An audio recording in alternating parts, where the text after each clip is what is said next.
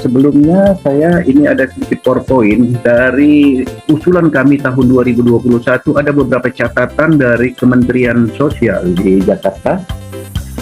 Ya, ini coba ada PowerPoint-nya, bisa diperlihatkan. Ada 4 catatan dari Kementerian Sosial yang minta dilengkapi dan kami sudah melengkapinya. Yang coba yang pertama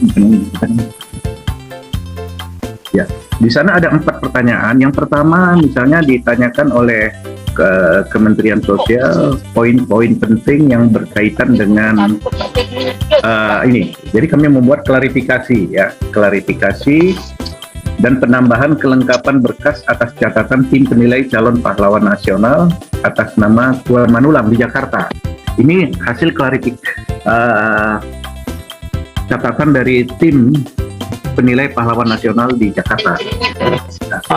Jadi ada 4 dan kami untuk 2022 kami sudah melakukan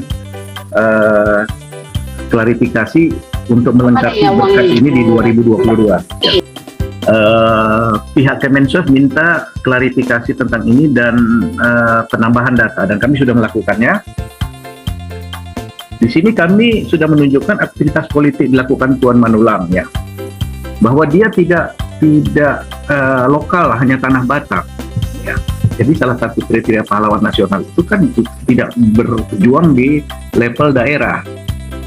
Tadi Profesor Asri sudah menyebut bagaimana peran dia di beberapa tempat, ya, di luar tanah Batak. Surat kabar saja dia cetak di luar, ya, di luar. Kemudian dia bergabung dengan tokoh-tokoh di Jawa untuk mendapatkan inspirasi.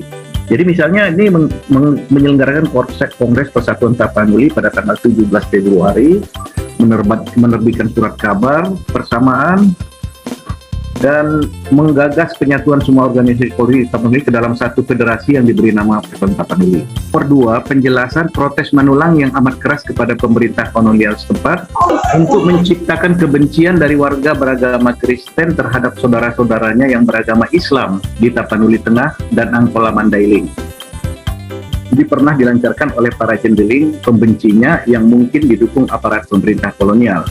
Ini adalah satu kutipan hoax sebetulnya, karena itu adalah tuduhan Belanda untuk mendiskreditkan wibawa Tuan Manulang. Kami kemudian memberikan klarifikasi seperti ini kepada Kementerian Sosial di Jakarta.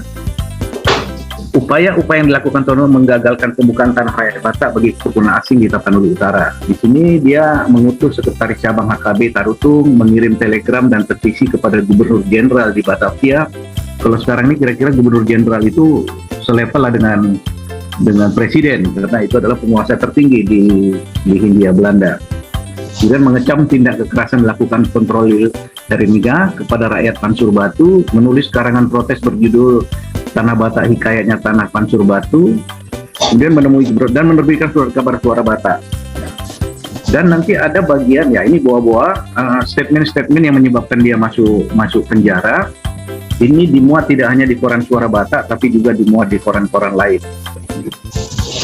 Lanjut, ya, ini kami mendapatkan lembar surat kabarnya bagaimana dia pada tanggal 28 Juli 1919 melakukan perlawanan melewat media dengan judul Tanah Batak Hikayatnya Tanah Pansur Batu. Pansur Batu di sini di Sumatera Utara bukan Pancur Batu yang dekat Medan, tapi Pansur Batu yang ada di Tapanuli Utara.